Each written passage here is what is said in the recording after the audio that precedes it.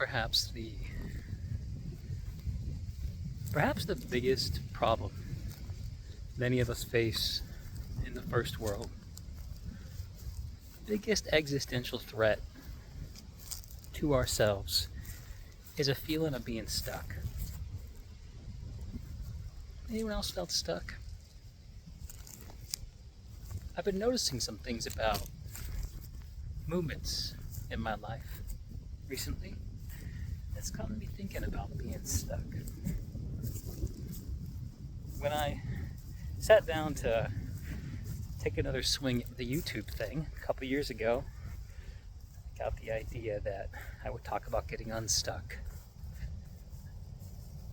I have been really hard stuck in the past, embroiled in patterns that didn't serve me and that I seemed to have no hope of freeing myself from.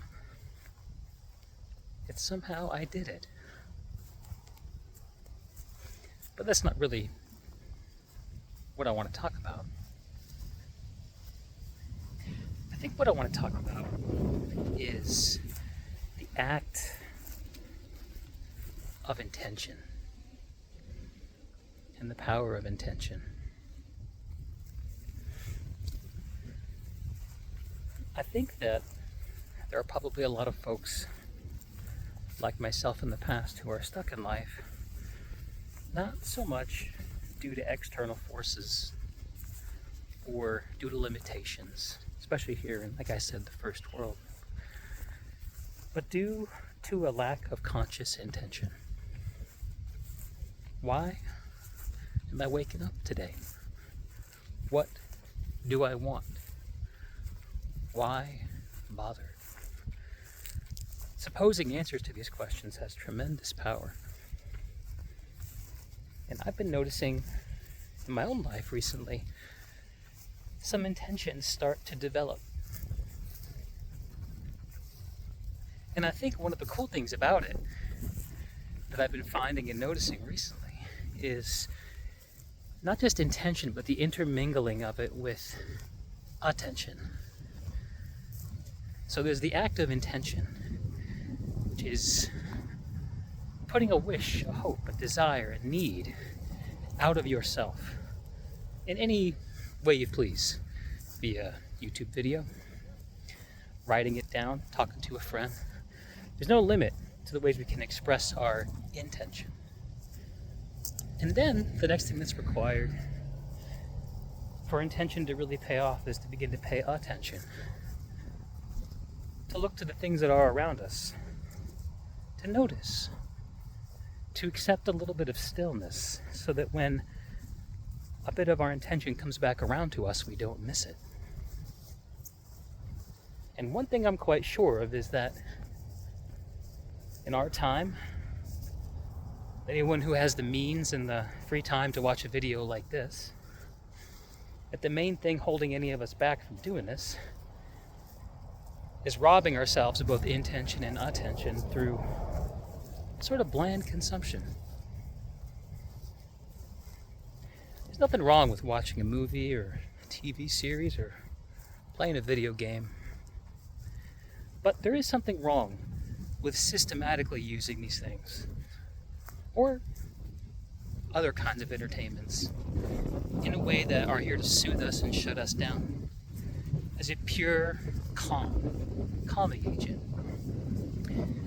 When we do this, when we use entertainment as sedative, we rob ourselves of the space to create our own intention, and we give our attention to what is essentially someone else's.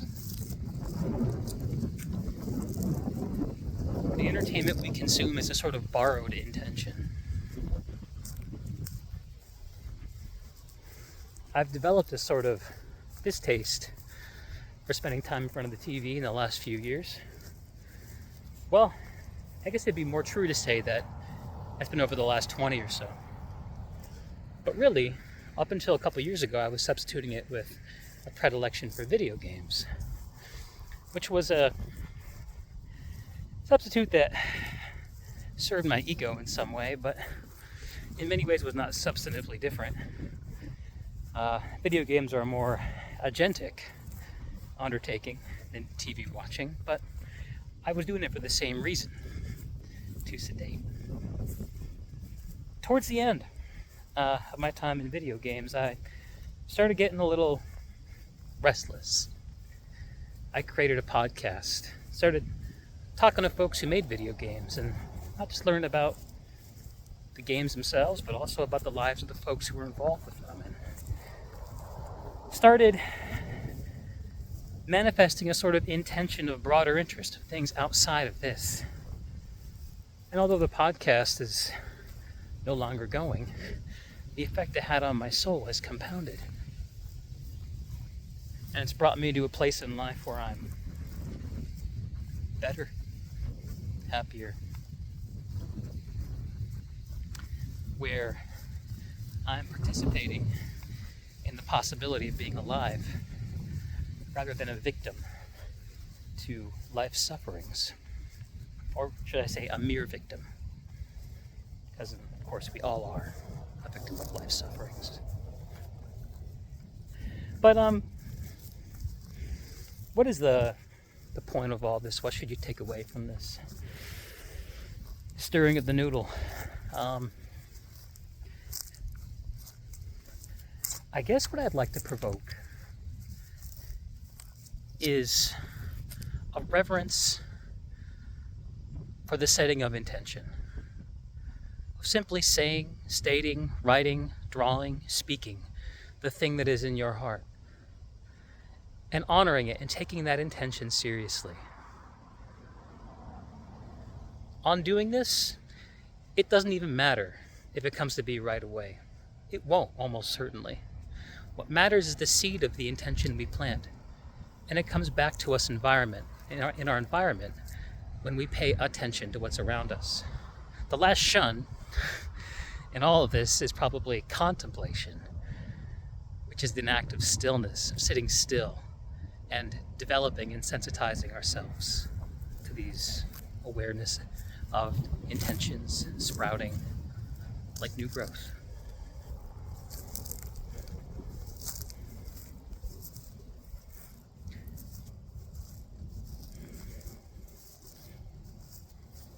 I'm feeling pretty good today.